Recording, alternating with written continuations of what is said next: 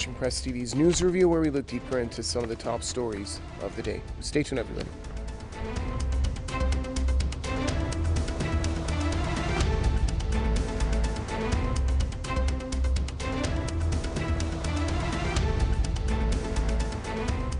On this news review, prominent rights group Human Rights Watch says Saudi Arabia and their allied Yemeni forces have carried out serious abuses against civilians since June last year.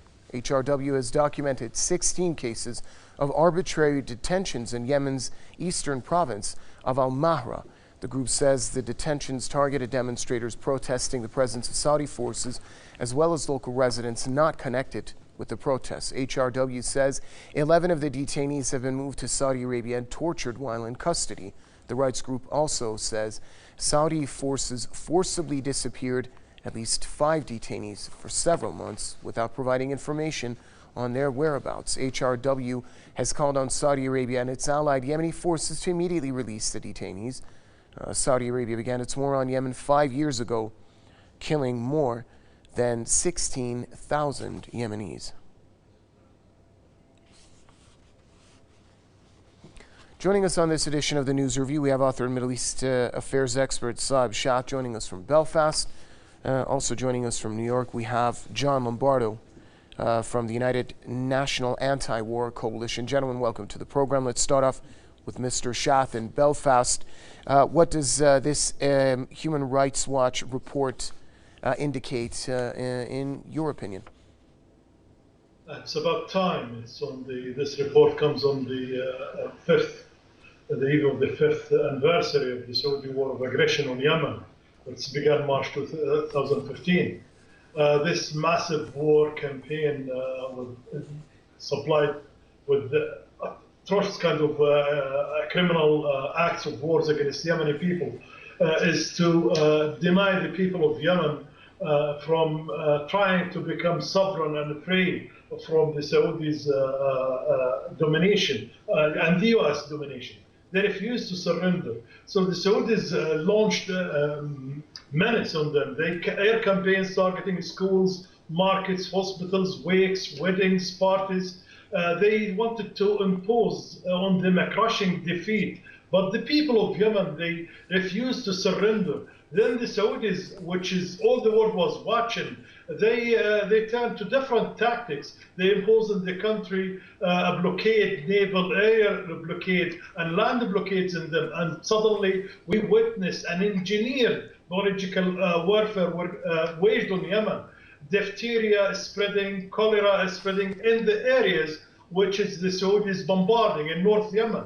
So as a result, we witnessed thousands upon thousands of the children, women, and young and old being massacred or vanished in Yemen. Millions of Yemenis today are internally displaced or roaming the earth, seeking any refuge from this atrocities, from this Saudi's aggression. United Nations calls this situation in Yemen as the world's worst man-made humanitarian disaster. So when we go to what happens in Mahrah, there is in 2017 in December, the Saudis occupied this territory of east of Yemen. It's bordering Oman and Saudi Arabia. The residents called in there with peaceful protest this Saudi occupation to leave their country. And they created groups, they called it the Committee of Peaceful Sit-ins. And those people, there was journalists, local activists, ordinary people, doctors, nurses, all of them, they joined this protest. And the Saudis start to targeting them, and they arrested them. And they were subjecting these people for torturing, for beatings, electric shocks, according to the Human Rights Watch group. And suddenly we start hearing about forced disappearance from the Mahrah province in there. And some former, according to Human Rights Watch, some former detainees told them the Saudi-backed Yemeni troops as well snatched them from the streets, took them to informal detention centers. They were beaten and tortured to extract confessions from them. and to fabricate charges against them and to make them to cease participating in these peaceful groups. So lots of these graphics details came when the Human Rights Watch report documented the 16 cases you mentioned about in your report about arbitrary detention, and at least 5 of the cases detainees who has been forcibly disappeared for months till their families discovered. They were talking to them from Saudi's prisons. Joe Lombardo, the Human Rights Watch report says that Saudi Arabia and their allied Yemeni forces carried out serious abuses against civilians since June last year. Prior to this report, there were a number of other indications of crimes against the people of Yemen, possibly war crimes, being carried out by the Saudi-led coalition. When will these reports amount to tangible action? Well, first of all, I agree with everything your other guest has said.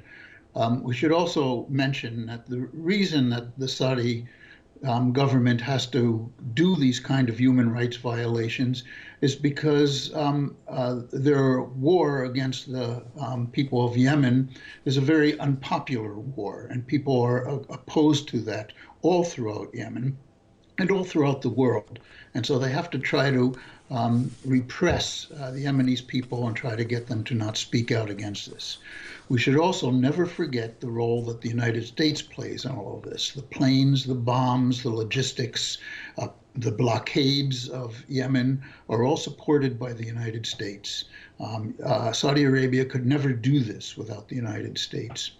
And finally, we should think about this during this period of this spreading coronavirus. The United Nations has called for all areas where there's conflict to stop the conflict. Will Saudi Arabia stop its invasion of Yemen? Will the United States stop its support for that invasion of Yemen during this period? These are questions that we have to ask. A lot of the bombs have fallen on hospitals. They've destroyed infrastructure. Sanctions are denying the material to Yemen that the Yemenis will need as this virus spreads. So it's time that it stops. And during this period of the spread of this virus, many, many things are being called into question right here in the United States. Our whole government's policy of war, where 64 cents out of every discretionary tax dollar goes towards the military when we need it for health care. And not everybody in this country, which they call the richest country in the world, has health care.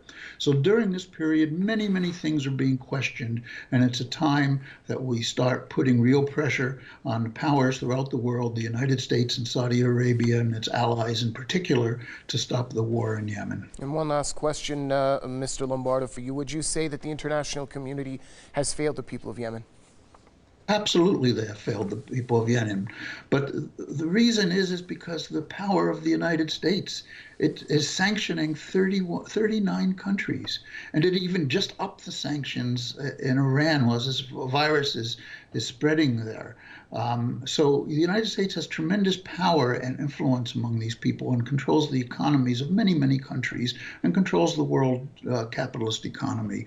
So this is part of the reason. They have failed, the world community has failed the people of Yemen, and now it's time to turn that around. All right, thanks a lot, gentlemen. Joe Lombardo from United National Anti-War Coalition joining us from New York. Also, thanks to author and Middle East affairs expert Saeb Sha'ath joining us from Belfast. And that's a wrap for this edition of the News Review here on Press TV. But do stay tuned. We've got plenty more news to come.